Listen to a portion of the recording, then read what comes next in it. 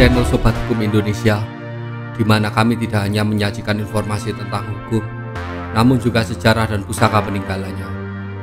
Sebelum melanjutkan video ini, mohon like dan subscribe agar kami semakin bersemangat menyajikan informasi yang menarik dan bermanfaat. Keris Sinom. Keris Sinom merupakan salah satu jenis keris tradisional Jawa yang memiliki sejarah dan makna tersendiri. Berikut adalah beberapa poin penting mengenai sejarah, filosofi, dan tuah keris Sinom. Jika diambil arti harafiah, Sinom bermakna daun pohon asem yang masih muda.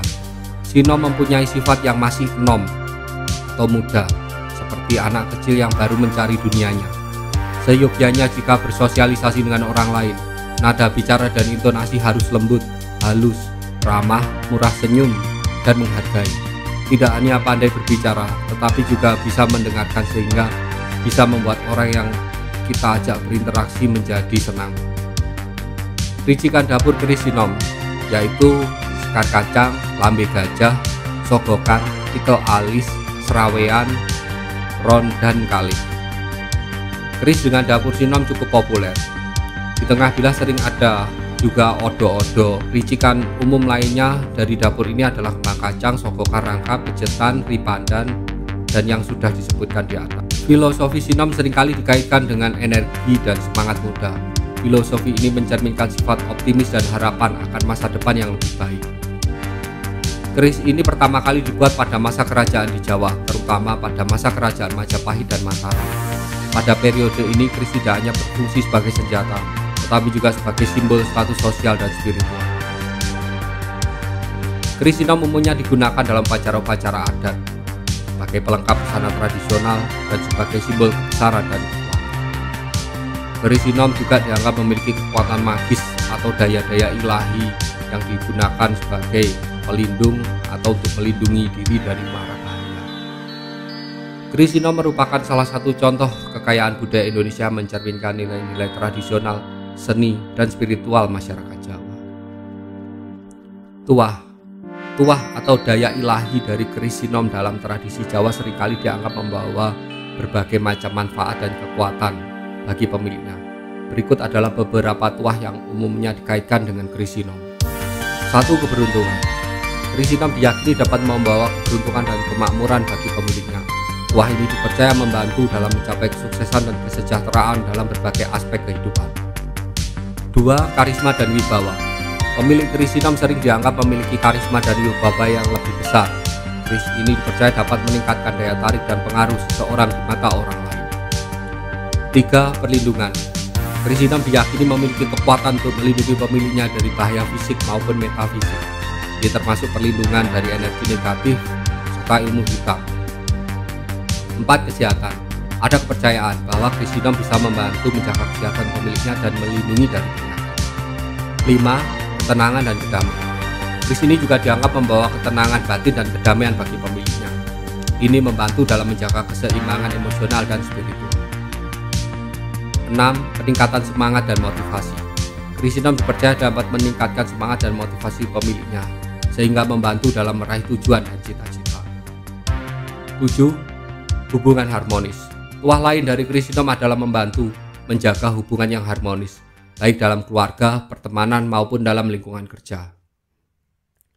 Perlu diingat bahwa kepercayaan mengenai tuah keris sangat dipengaruhi oleh budaya dan tradisi setempat. Bagi sebagian orang, tuah ini mungkin dianggap sebagai mitos atau kepercayaan yang diwariskan secara turun-temurun. Namun bagi banyak orang masyarakat Jawa, keris dan tuahnya masih memiliki makna yang sangat mendalam dan dihormati hingga saat ini.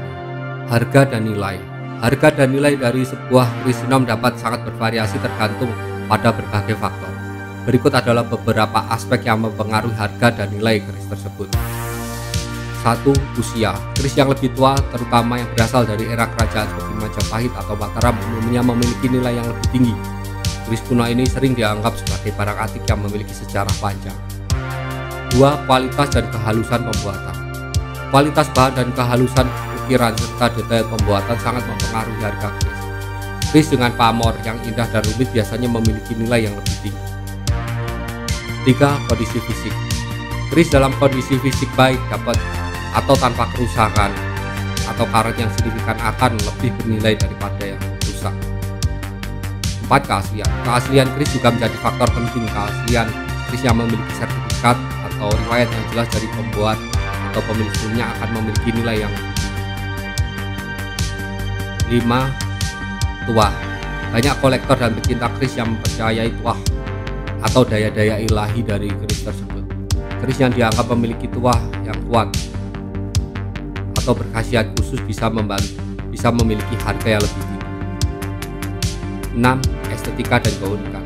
Keris yang memiliki desain unik dan pamor yang langka seringkali lebih dihargai. Estetika keseluruhan termasuk gagang atau deder dan waroko juga mempunyai. 7. Sejarah dan asal-usul. Keris yang memiliki latar belakang sejarah yang kuat atau pernah dimiliki oleh tokoh penting bisa memiliki nilai yang jauh lebih tinggi.